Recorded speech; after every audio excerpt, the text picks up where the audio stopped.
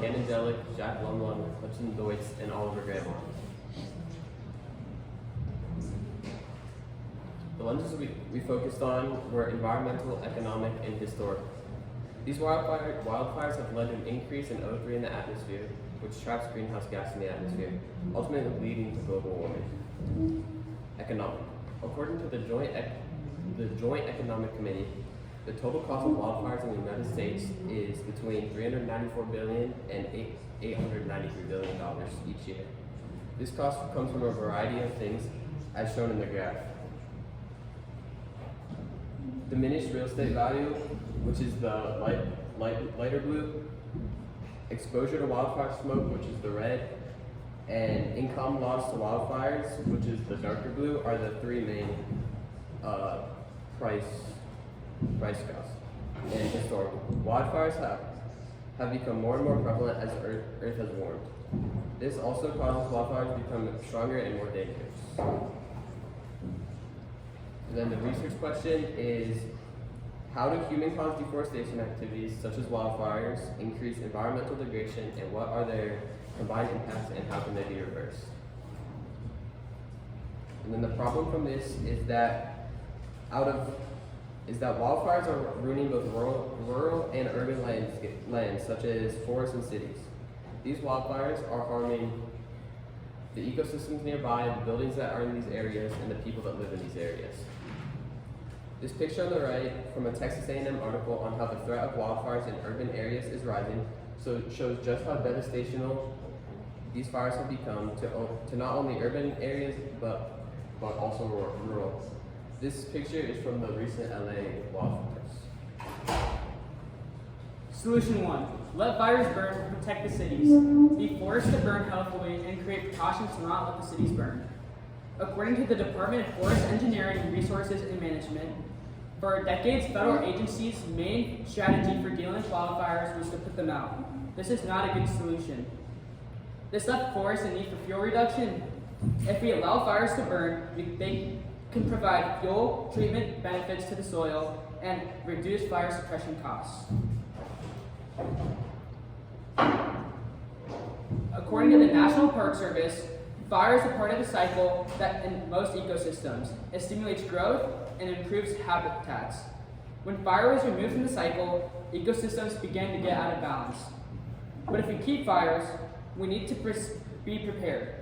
In July of 1988, Yellowstone allowed 18 lightning-caused fires to burn.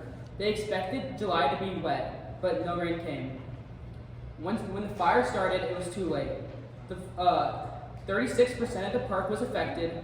$120 million were spent, not just to suppress the fire, but to protect cities. Why did this happen? Because in the beginning of July 15, 1988, the new policy suppressed all wildfires. The reason the fires stopped were because of rain in September and snow.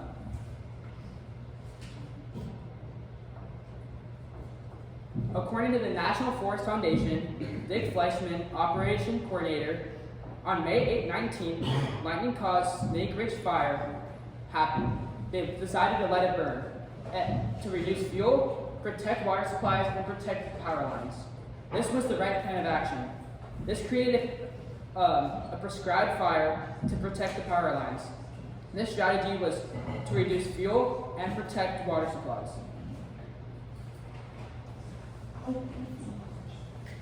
The solution to our problem is to have countermeasures prepared beforehand and readily available to eliminate fires before they grow too big and uncontrollable. In Flagstaff at Hart Prairie Preserve, they are burning and taking away trees in order to create fire lines or non-flammable areas, as shown here in this picture. Everywhere outside the circle is the non-flammable area. This is usually done in places where wildfires are common or are predicted to happen because it will contain the fire in a certain place or it will save a certain place, like shown here. This is an example of prerequisite countermeasures working to contain and eliminate a fire risk. These countermeasures play a big role in eliminating fires, as shown recently in California. Many of you know the Los Angeles fires that occurred in our spill burning that have destroyed thousands of homes and cost millions of dollars. The Los Angeles fires have been labeled the costliest fires in U.S. history. A huge reason behind its destruction is that many of the fire hydrants were dysfunctional at the time. In a Twitter post about the fires, the governor of California, Governor Gavin Newsom, stated losing supplies from fire hydrants likely impaired the effort to protect some homes and evacuation corridors. Over 1,000 of the fire hydrants at the time of the fire were in need of repair. Firefighters inspect fire hydrants, and when they find a problem, they are meant to report it to the Los Angeles Department of Water and Power. CBS News writes, some that were flagged about a year ago were still broken when the fires broke out, including several within the Palisades fire burn area. This shows just how important preparations are and the detrimental effects of not being fully prepared.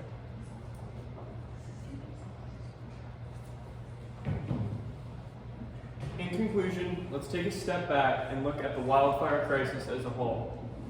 Wildfires in the United States have become increasingly devastating due to climate change, causing widespread economic and environmental destruction. With rising global temperatures, the situation is only projected to worsen.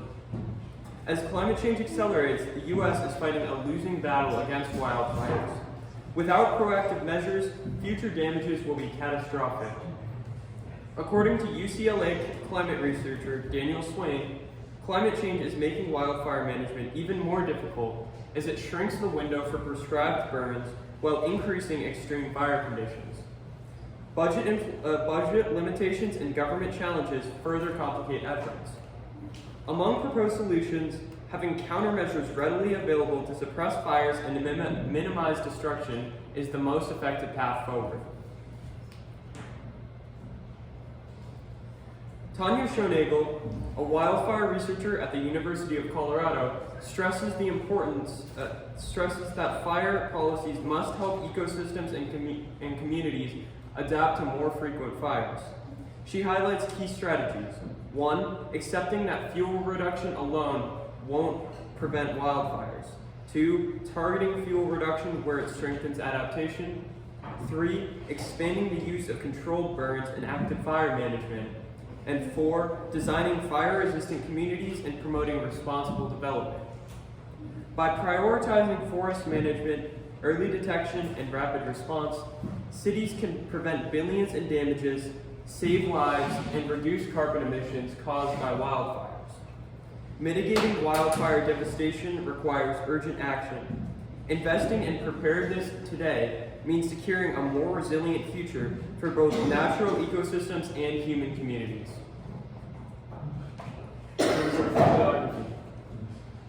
Thank you.